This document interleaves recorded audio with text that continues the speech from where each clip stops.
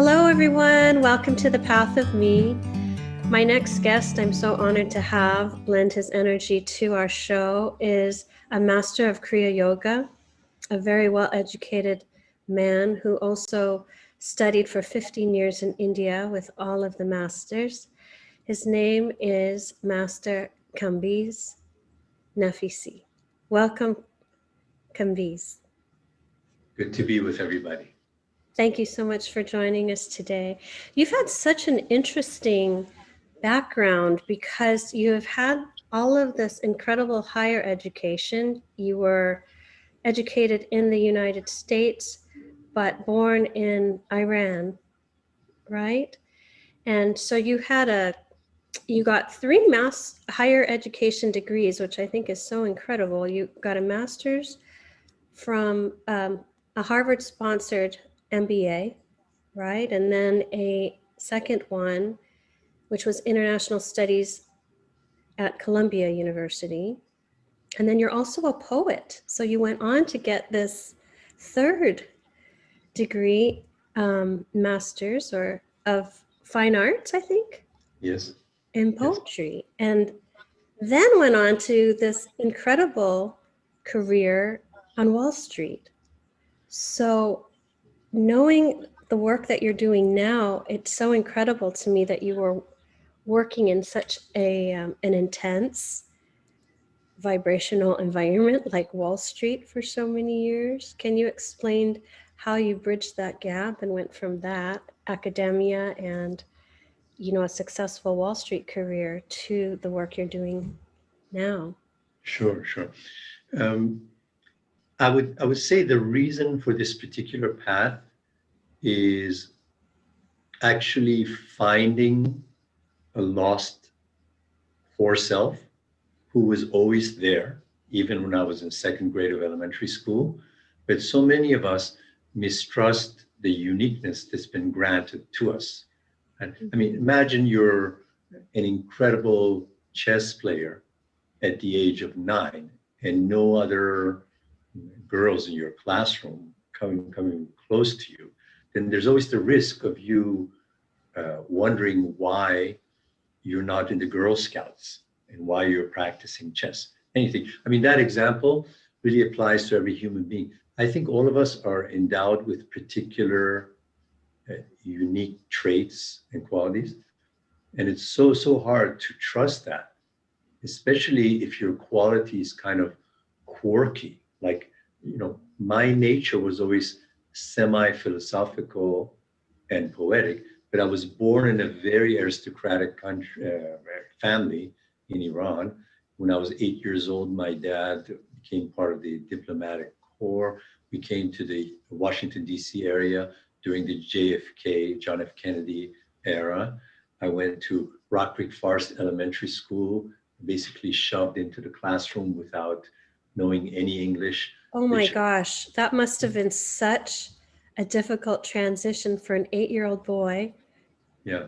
And then 15 minutes later, everybody got up and pledged allegiance to the flag. And my heart felt good, so I just did this, but I didn't know what was being done there. Basically what happened was when I came to Washington, D.C., I got that dosage of the Western culture and learned excellent English. Then, in junior high and high school, I went to an international school back in Tehran, Iran, and then came to the US for undergraduate school. And in those days, 1970s, there were very few foreign students in the US. And what happened to me, because I came from that particular background where everybody was like a prime minister, an ambassador, an engineer, a surgeon, here I was. I could play Bob Dylan songs on guitar. I knew philosophy, and I could listen to people talk about themselves for hours. And I remember being in senior year of high school and thinking, there must be no place for me in this world, because everybody around me was talking about BMWs and Harvard University and making money on Wall Street. And here I was kind of poetic, philosophical, in the wrong sub-society because everybody was wearing very fancy clothing. Nobody was into yoga or self-development. So at some point around senior year of high school, I think like many high schoolers, I decided that what I was made of just had no place within my social circles. And for that reason, I went towards the Ivy League schooling, eventually the MBA from Harvard, another master's from Columbia University. Having done those, then Wall Street hired me as an international banker. And, you get a lot of work experience. You get a lot of education for business, which doesn't hurt you later on as a guru. But it's kind of like a bad marriage. One day you wake up, you look at yourself in the mirror and you say, there's something off with this relationship. In other words, I don't really recognize myself in the mirror with that pinstripe suit. It's so difficult when our soul is calling us to be who we are and society is influencing who we think we need to be. And it's hard to reconcile the two because the further we move and drift from our true essence, the more discomfort we feel, maybe emotionally. As we kind of pull away and try to fit in all the boxes that society wants us to fit in, we kind of lose ourselves. We're always there. Our soul is always there waiting for us, but we do. I think many people can relate to this. Drift away from our soul essence. So was there a pivotal moment when you just said, I can't do this anymore, I need to change directions? Or I remember being in that Wall Street bank, and one day I just walked into the vice president's office and resigned. And this was in Manhattan, so apartments are expensive. Yes. I came home that evening. The next morning when I woke up, it really felt like there's no ground under me because that expensive apartment was still there. The closet was full of suits. The only degree was in business. And I knew my nature was very, very different. Yes. So who do you talk to? Because even your closest friends are so worried about you. They think you're having a breakdown or what's happening to him. Why would he leave all of this, right? Yeah. At some point, I remember putting my ironing board and some clothes into a Honda Accord and going to Fairfield, Iowa, Maharishi International University, a town of 9,900 people with farms, pig farms. And here's this one kind of Vedic spiritual university called Maharishi International University. And I quit everything. I went there and my brother called me and said, how is it? And I said, well, I'm here to find my soul. And I'm seeing this farmland and a couple of pigs. And I'm supposed to find myself here. And, but it was 2 years of 7 hours of meditation a day, a lot of scriptures like the Vedic scriptures, getting to know some of the meditation masters, and basically rewiring your brain, from synapse to synapse, which, in my case, I guess I had the kind of courage to do that. And also, as with, let's say, a lady who leaves an abusive relationship, I think pain is a very golden thing, because if you're leaving an abusive husband, you realize no matter how confused you get in trying to find your next self, you're never going to go back to the previous relationship. That, so pain, I realize now when I work with self-transformation, I work with more than 10,000 people, pain is actually a golden nugget for changing people. Oh, yes. Oh, yes. I say it's the signpost and the marker that propels you forward, because eventually the discomfort of sitting in it becomes so challenging. I really believe it's our higher self in the universe really prompting us to take those next steps for evolution. But I found that evolution never comes without some sort of internal struggle or internal suffering that's being presented not to encourage you to suffer, but to encourage you to pay attention. It draws your awareness to that one thing that you need to clear, or that one program that's been holding you hostage for a long time, that limiting self-belief, or that one thing, almost like the day you quit your job, something had been building inside of you telling you, I can't do this anymore. Right. And the programming that you mentioned is always in a component called ego. Ego is just that part that's taken in the subconscious mind programming from when you were a child. The programming could involve racial prejudice. It could involve poverty consciousness. It could involve somebody from an aristocratic family who just wants to be a guru and play the guitar, for example. So programming comes from the ego. And then on this side, you've got your soul and your heart. And you know it's there because that's your texture. Mm-hmm. But forever and ever, this ego is trying to kick away the soul until eventually ego becomes aligned with soul and realizes, I am, have always been, and will be who I was meant to be. And then ego realizes there are great rewards in not swimming upstream and just being yourself. There are rewards. You know, like one of the mantras that I teach a lot is I am, have always been, and will be. And then you finish the sentence, meaning you've always been your core self. You can't get rid of it. That is the most powerful gift, when we can actually return to our core essence and being the truth of who we are. And it felt like this past year, the pandemic gifted people this time to really connect or be present to their true essence. And I think it was very challenging for a lot of people because they were so used to being able to distract themselves from those truths.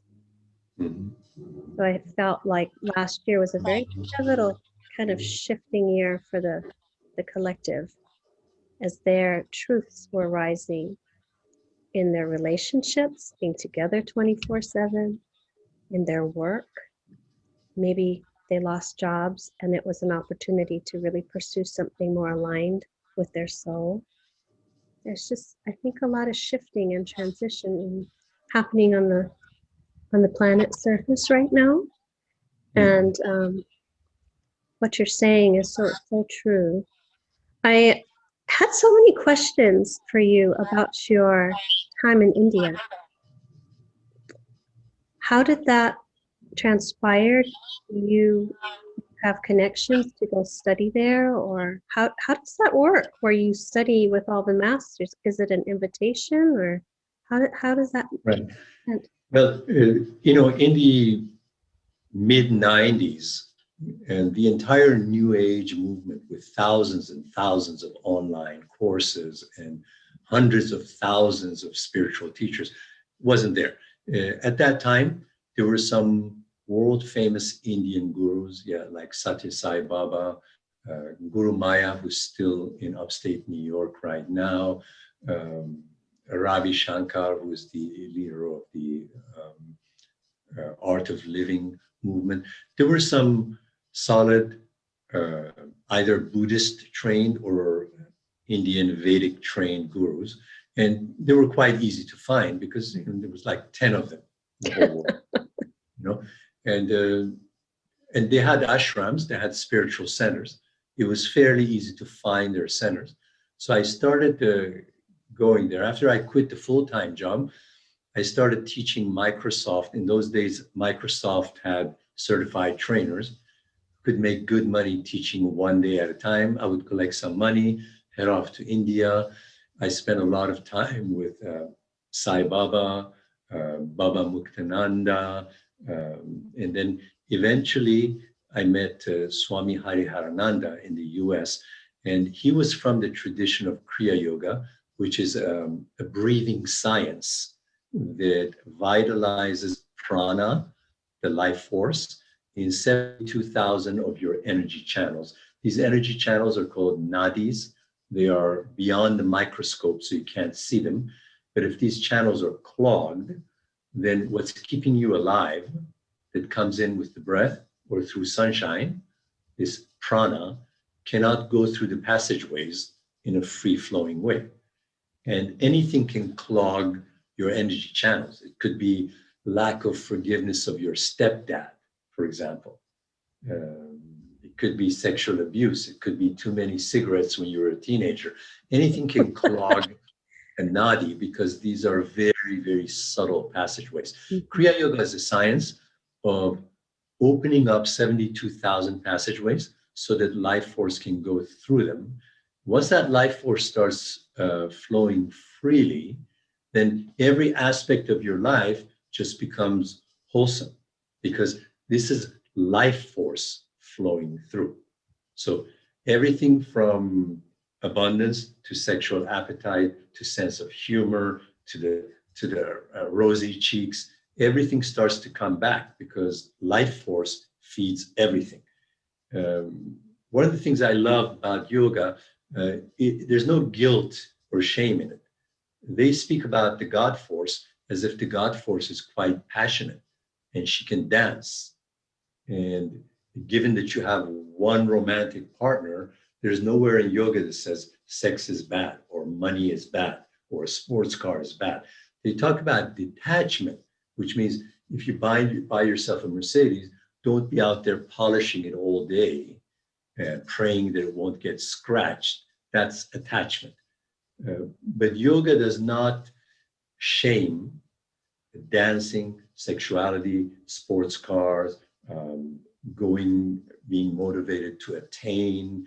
In any case, those 15 years in India, I was going back and forth. I was investigating the Vedantas, which are the scriptures of India. So nowadays I teach courses on the Bhagavad Gita, the Tantra Loka, the Shiva Sutras. These are scriptures that tell you about centered living, no matter what's going on with COVID, change in presidency. These are inner sciences. It comes back to you then. Everything comes back to you, your choices, your consciousness, the way you are walking through the world, rather than being driven externally. It sounds like this is a practice of becoming whole and complete within yourself. The inward gaze, but it's not anti-social. If you think about social media, a lot of people flaunt their lives on social media. This philosophy is you're the center of your universe. We're not talking about your ego. We're talking about your real heart and soul. That's where the reservoir is. You dip into this for more courage, more intuition, more love, more self-love. It's also not egotistical. There are people combing their hair 6 hours a day. That's narcissism. This is like hearing the song of your heart. And no matter what your figure looks like, or Mrs. Fields is making cookies, so how odd is that? You just trust that in here is my source of power. Your alignment, your truth, your soul, right? Yeah. And Kriya Yoga is 1800 years old practice? Yes. The founder was called Kriya Babaji Nagaraj. Nagaraj means snake. Snake refers to Kundalini, which is a dormant spiritual electricity. dormant near the tailbone of a human being. And when a Kriya Yoga master who has their own Kundalini or a life force awaken, they can kind of like touch you between the eyebrows or whisper a prayer in your ear or even send you a prayer. And this electricity awakens in your spine. And, think of it as a divine electricity that starts to move within your physical body. I like to, for Christians, I like to call it the Holy Spirit because it does come from the same texture as the God force or the Christ Spirit. Now I'm getting into trouble because if somebody has a subconscious mind that is strictly conditioned in the Catholic Church, and this Iranian teacher likens the power of this divine force to Holy Spirit, then what happens is the old programming gets the priest and the cardinal mixed up with a God-given force that's in your body. In other words, why wouldn't the Christ Spirit offer you the same Spirit? There's no copyright on Holy Spirit. Right.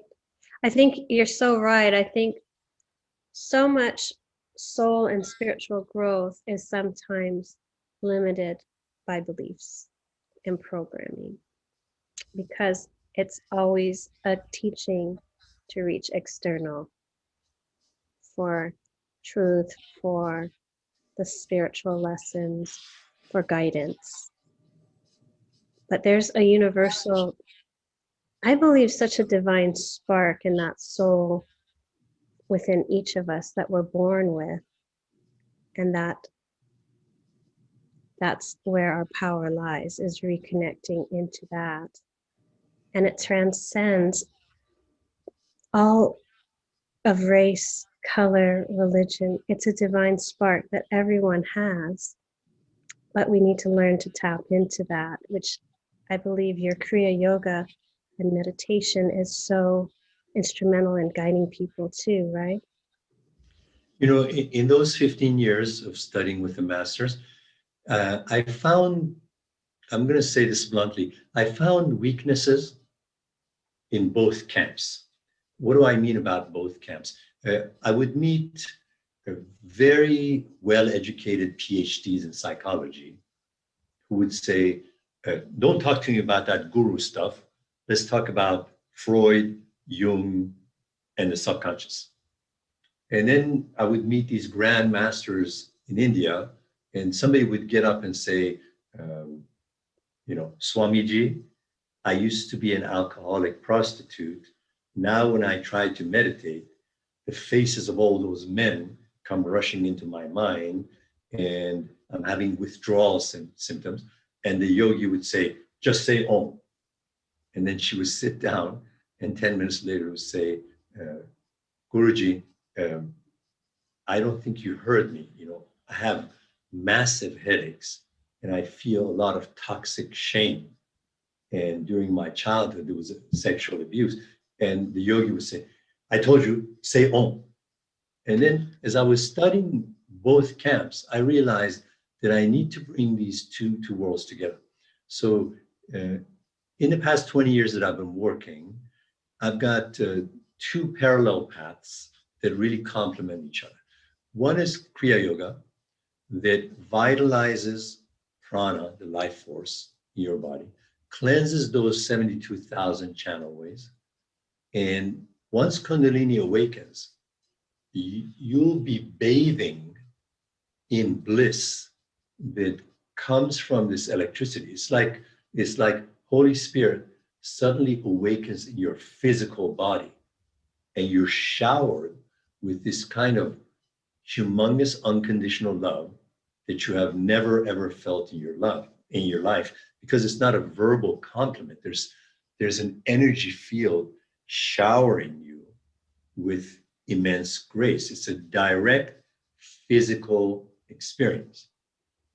And then what Kriya Yoga does after 2.4 minutes, it relaxes the brainwave activity The typical brain wave, like you and I are talking like right now, is in the beta waves, which is about 14 cycles per second. If they hook some sensors to our brain, right now we're in our intellectual minds, and the brain is kind of undulating at 14 cycles per second. With Kriya Yoga breathing, the composition of the blood starts to become less acidic. So your blood becomes more oxygenated. It becomes more alkaline. And when alkaline blood comes into the brain wave activity starts to slow down. So you get down to about 3.5 cycles per second. Instead of 14 cycles, you're down to 3.5. What that does is it opens up the bank vault to the subconscious mind. Subconscious is a very closed area. And so it keeps your smoking habit, your anger with the stepdad, feeling of I'm not intelligent enough, or let's say the original family was poor. So now when you make $30,000 in your fashion show, you feel very, very guilty. All of this stuff is locked up in a bank vault, and people cannot access it. What Kriya Yoga does is it slows down this brain activity, and suddenly this storage house of old beliefs opens up and says, come on in. So then you can step into it and see what's hidden there. Because most of your beliefs were formed by the time you were 7. Yes. Right? Yes. So I know that you had a diagram you wanted me to share. Would this be an appropriate time to pull that? Yeah. And we'll summarize it in a simple way. Okay. So that our friends can understand what we're talking about. Let me pull it up. Yeah, we'll start with the first one. Yes. So just want to make sure this is the correct one, right? Yeah. So, there's so many people wanting to manifest a better life. Let's say there's somebody in Florida, a realtor, and they've always been able to sell 1-bedroom apartments, but they've never been able to sell a mansion. And the question is, I'm a licensed realtor. I've got 25 years worth of experience. Why is it that I'm not selling mansions? And here's the explanation. Your conscious mind up on top, yes, your conscious mind makes a request. So the conscious mind says, I would like a loving partner, and I would like to make a commission of $100,000. And I'd like closeness with the God force. The conscious mind then brings the request down to the subconscious mind. Right. And the subconscious says, very good, I'm part of you. So let me examine my belief system and see if I should be cooperating with you in helping you sell a mansion for $1 million commission and bring you great, loving, romantic partner and everything else that you want. So then the subconscious goes into its own vault, the bank vault, and starts to examine your old beliefs. And in there, suddenly it finds software programming that says, I'm ashamed of myself because my uncle touched me the wrong way, or my granddad suffered the Great Depression, so we have poverty consciousness in our family. Or I'm an African American, and my great aunt planted this idea in all of our heads that in this country, somebody of color or an immigrant or somebody from Mexico cannot have a white picket fence and a nice home. So then the subconscious, having examined its current beliefs, goes up to the conscious mind and says, sorry, the software program is not going to allow your requests. However, what I do with my students, I created a 60-day program called Coming Full Circle. And what that does, it introduces 14 techniques for coming down to the subconscious, where the mouse pointer is right now, and opening that mind and putting in positive, loving, deserving thoughts in there. Once the software changes within the subconscious mind, now we bring the mouse down to the body level, and subconscious says, okay, let us now prepare this body, the energy field of the body, to be able to attract, let's say, a large real estate deal.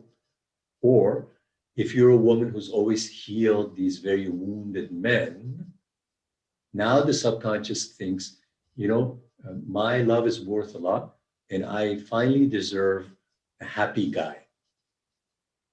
And so it starts to prepare the body with the right vibes. Let's go down one page now. Yeah, let's stop right here. Another thing that subconscious does, it measures the gap between where you are currently and your desired destination. So somebody's in an abusive relationship, they've only been able to sell 1-bedroom apartments, and the last real estate sale was 9 months ago. That's where they're at now. And on the right side of the screen, we've got a desired destination. I want to buy my own home. I want a very caring, romantic partner. I want to respect my own body, build healthy boundaries. So that's the destination.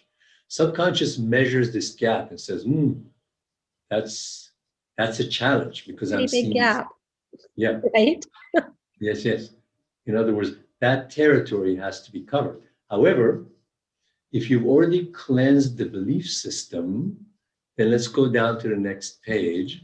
Now, at this diagram up there with the aura, what the subconscious does is once it believes, I am, have always been, and will always be worthy, deserving, my love is worth a lot, I'm a child of the God force, regardless of skin color, childhood, neighborhood, and all of that. It starts to pump the subtle periphery of the body with high vibrational frequencies. In the ancient scriptures of India, those vibrational frequencies are called spanda. Spanda means pulsation of consciousness. In other words, in yoga, they say that God is made of consciousness. In other words, there's nothing in nature that is stupid. The squirrel, the grass, the oak tree, and Wendy are all pulsing with consciousness. And so is your Lord. So then, as the subconscious mind changes programming, it starts to increase the vibrational frequencies around that realtor in Florida. Once the vibes change, a different kind of a guy says hello at Starbucks. And what I'm saying is not so odd. Think of somebody who comes out of a dark bar and sits at Starbucks and is looking for a partner. That body is surrounded with some guilt, some shame. And see, I'm not shaming the alcoholic. I'm just saying the energy field of the body after a dark, smoky bar is kind of vibrating with some emotions of anxiety, fear, guilt, shame. And then in that same Starbucks, there's a tennis player having coffee.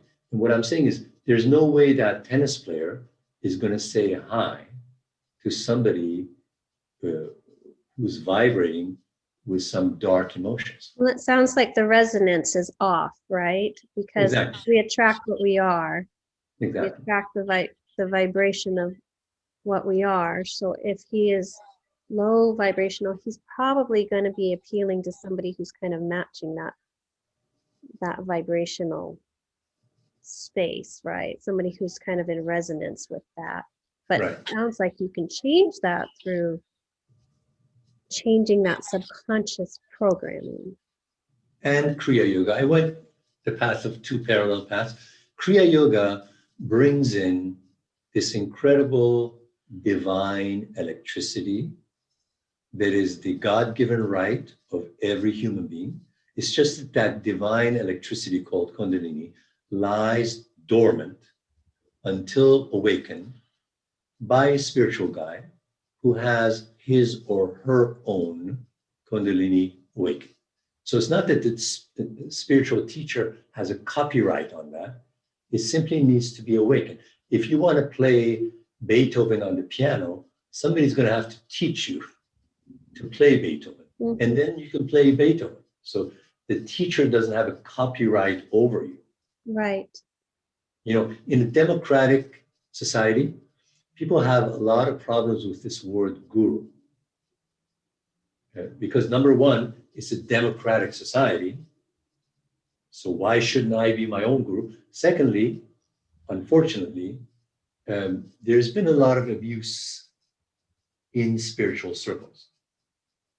And my philosophy is the students have just as much responsibility. I want students to be smart, do their research, read the testimonials, follow one advice from the teacher. If the first advice works, only then try the second step. So use their discernment when they're seeking a teacher. And I'm also hearing that this is universal knowledge, but with your guidance, you can help them awaken that Kundalini and clear any of those energetic blockages through the breath work, through the practice. Once that massive amount of self-love starts to pour in through very, very calm, deep states of meditation, the self-love goes up automatically, but also the brain waves slow down, subconscious vault opens up. We get in there, and then this coming full circle 60-day boot camp, I propose 14 techniques that speak the language of the subconscious. See, if you're Japanese or American, you can't speak Japanese or English to the subconscious and say, stop smoking. It doesn't understand that. Subconscious has its own language, and it's not Arabic, Japanese, or English. So what I've specialized in for more than 20 years is how to speak the lingo that the subconscious understands. For example, visualization is a language that the subconscious understands. Prayer,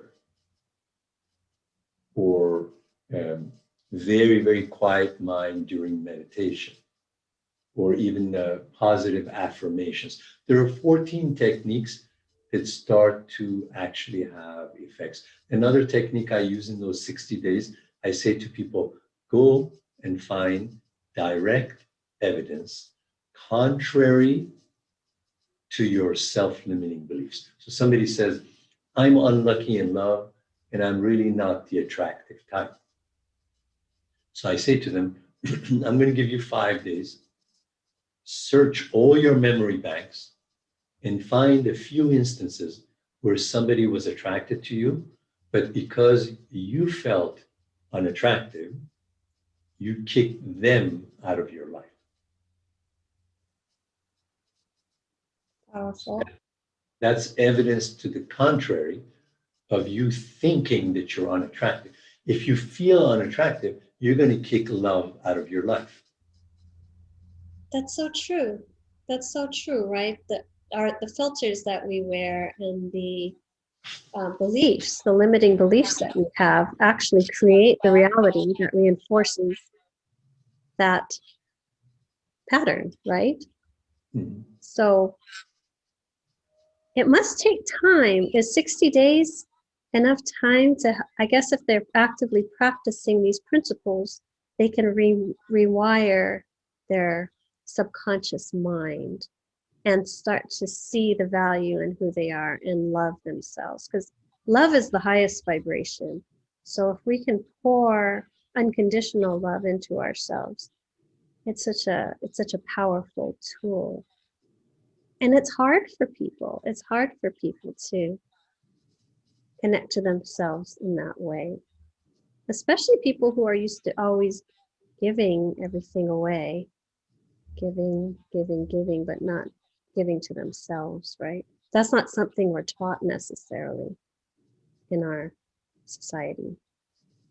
Yeah, and ultimately it comes from a lack of deservingness. In other words, in the belief system, you're either a Mother Teresa and you're a fountain, you're overflowing. Mm-hmm. That comes from lots of bliss and contentment. The other, which is about 90% of the world, is that in the belief systems, in the subconscious mind, there's no deep feeling of deservingness. Or else, if you buy a sweater for yourself and not for your daughter, you come down with guilt feelings. Mm-hmm. So it's ultimately deservingness. 60 days, the way I do this, the boot camp is very intense. I meet the folks 3 times a week, and one out of those 3 is a one-on-one for an hour and 15 minutes. Wow. I take them all the way back to childhood and bring them forward. And right before we go to the next slide that you're going to show, these pictures by the beach and so forth, all this is trying to say is that everything in this world vibrates at a frequency. For example, women know that when they're feeling really, really anxious about pregnancy, it doesn't happen. There are so many cases of the couple buying the crib, painting the room for the child to come, but there's so much anxiety about not being able to become pregnant that eventually the couple goes and adopts, and then 10 months later she's pregnant. That has happened so many times to people that I know. So many times. And that has to do with the vibrations. What these pictures of the beach and the couple and the children is showing is that those children are vibrating at a particular frequency. And same with your convertible BMW and riding around with your girlfriend. That has a particular frequency. And therefore, again, I take 2 paths. One is this divine electricity just pours into you, and you really feel like I am made of that divine force. Secondly, in a boot camp, we go and open up the attic of the subconscious, and then we go through 3 steps. So if you can bring up the next slide, we'll go through the steps. I will. Hold on a second. I'm making you work in this session. I had to practice this a couple times and make sure I get these slides up for him. Stages of self-transformation. Yeah. What I teach is anybody who's ever changed and come out of their previous comfort zone and remained changed must be walked through 3 stages. The first stage is that every human that I've ever worked with has a liar living in their mind. In other words, I'm not good enough. I'll never have enough money. I have the wrong skin color. Immigrants cannot have homes with picket fences, on and on. There are millions and millions of pet theories in people's subconscious minds. And this all goes back to childhood and teenage days. Most of those beliefs are already formed by the ages of 7 or 9.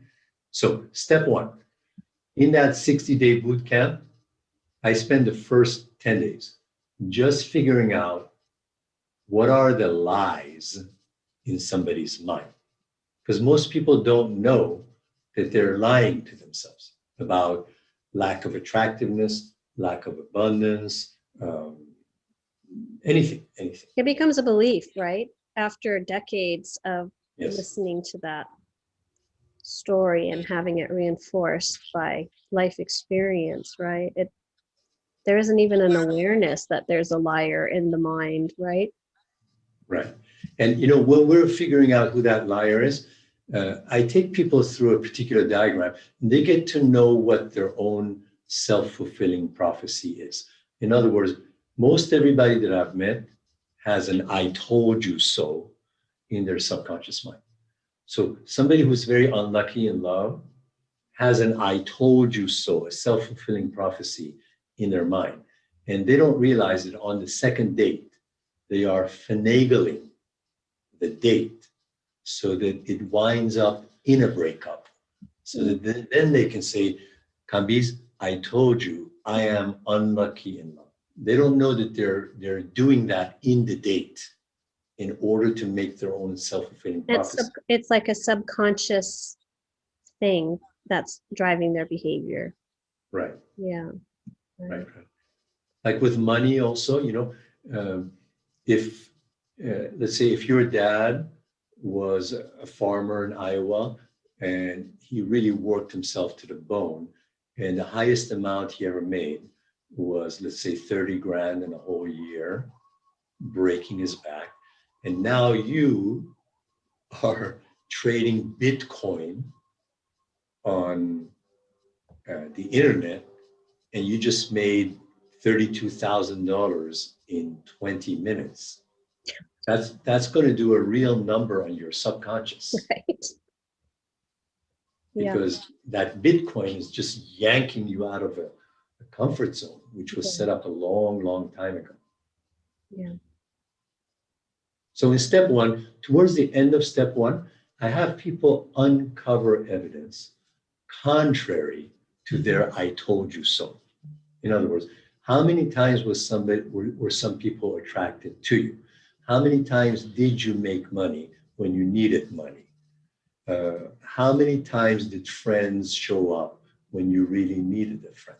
When they discover evidence to the contrary of their self-fulfilling prophecies, then a new belief system comes about. So let's look at stage two. Stage two, in coming full circle, involves 14 techniques that speak the language that the subconscious understands. For example, when you uncover evidence completely the opposite of some of your negativity, then the subconscious is going to say, well, yeah, that really did happen. Or we do affirmations. I've done like an 18-minute affirmation CD.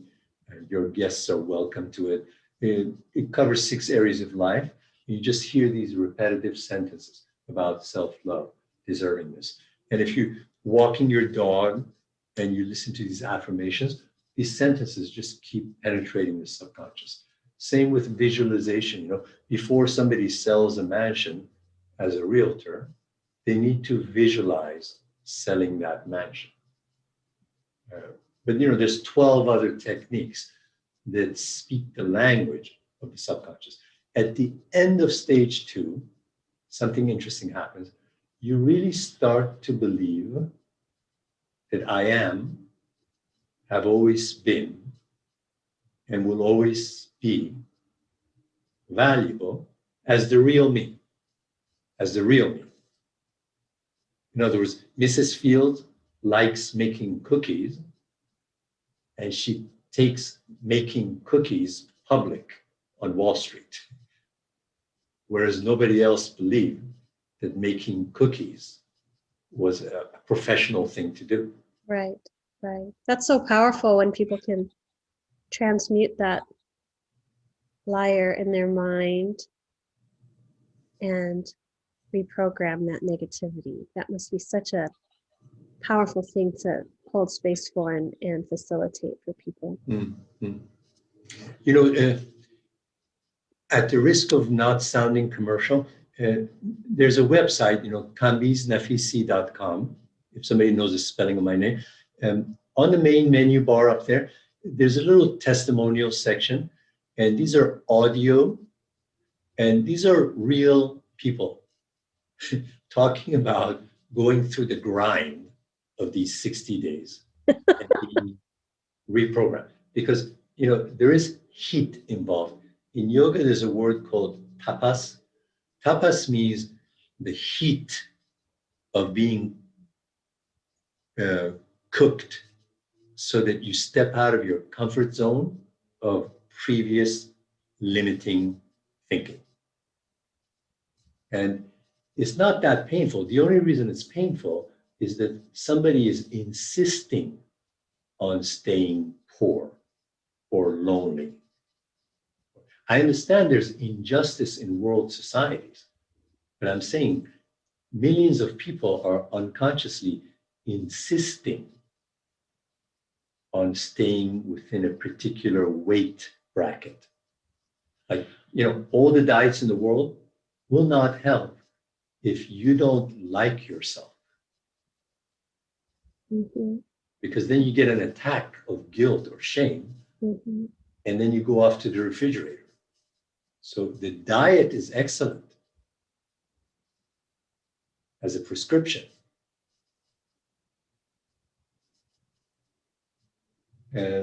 So when we talk about heat or tapas, it's mostly in here because my grandfather went to the Great Depression. Now, I cannot buy myself a motorboat, though I live next to a lake, because granddad went through the Great Depression and he said, never spend your money on fancy stuff. Mm. And that's from 1929. Right. So Anyway, you kind of reprogram the mind. You get people to really go into that heat and process and let go of these subconscious programs, right? From their culture, their history, their environment. And then something shifts within them, and then they can believe or connect to that source light and energy and kind of bring more positive beliefs and self-love into their field, which then encourages them to believe that they can take these, I'm guessing, different actions and create. Step 3. Yeah. You see, let's say if somebody feels unattractive because of poisonous beliefs, once they believe, and by the way, attractiveness has been completely redefined, thank God, in the past 20 years at least. So we finally have lady models who don't have the classic gaunt look of 100-pound bony. Right. We have full-figured real women who are actually modeling now, so we're not held to that ridiculous standard as women. Right. However, if inside your mind, no matter what you look like, you don't like yourself, somehow people watching that model on the catwalk are just going to feel on the edge because she's not feeling beautiful or whatever else, deservingness. That's a big one. And it's amazing. The moment somebody starts to feel deserving and starts to love themselves for what they are, it's amazing. Other people start saying hello. It's just, I'll give you an example. When I was single in the early 90s, I was living in Boston. Boston had a street called Newbury Street with a lot of cafes, so forth. And in those days, I had my business side to me, but I was always in love with creative writing. That was a side that I was hiding. And every time I would do a little bit of creative writing and then go to Newbury Street for a cup of tea, people would smile. There was like a one-to-one correlation between creative writing and being smiled at. What is that? That means if you love baking cookies, every time you bake, you start to radiate because you are acknowledging your real self. It could be rocket science, it could be baking, it could be creative writing. Whatever it is, right? Whatever it is.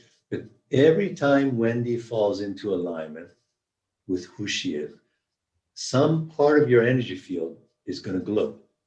And that's the metaphysical definition of attractiveness.